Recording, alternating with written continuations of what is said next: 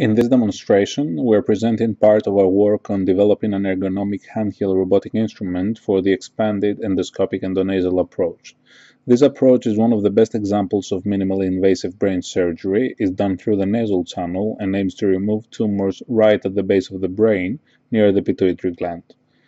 Operating inside the constrained space of the nasal tunnel using standard rigid instruments, such as the one shown in this video, is not universally adopted since the areas infected with these tumors might be difficult to reach.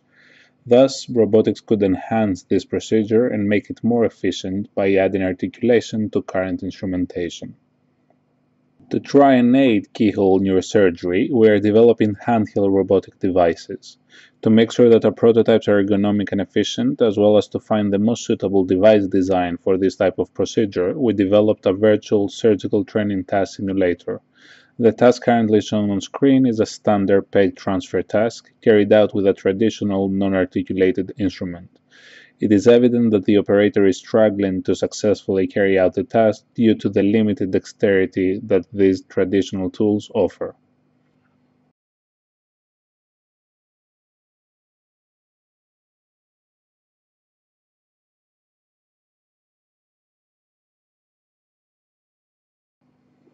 When trying to design an ergonomic surgical tool, there is not a universally accepted consensus on specific components or instructions that make a handle design comfortable to use.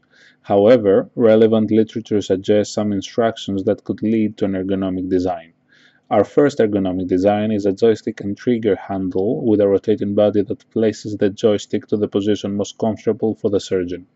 The experimental setup included a simulated robotic end effector controlled by our handle prototypes, a simulated non-articulated end effector controlled by a conventional neurosurgical tool, and a simulated endoscope to control the camera view. All physical tools were constrained in space by a 3D printed skull constraint, edited to include all the areas of interest of the endonasal approach. Using this ergonomic handle, the operator was able to successfully complete the task.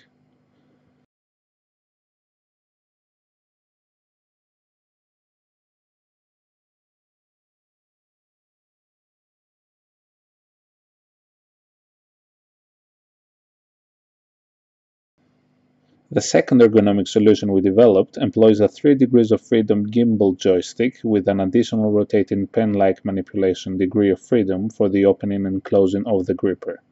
These 4 degrees of freedom are directly mapped to the robot joint's pitch, yaw, and roll, as well as the gripper degree of freedom to offer easy and intuitive control.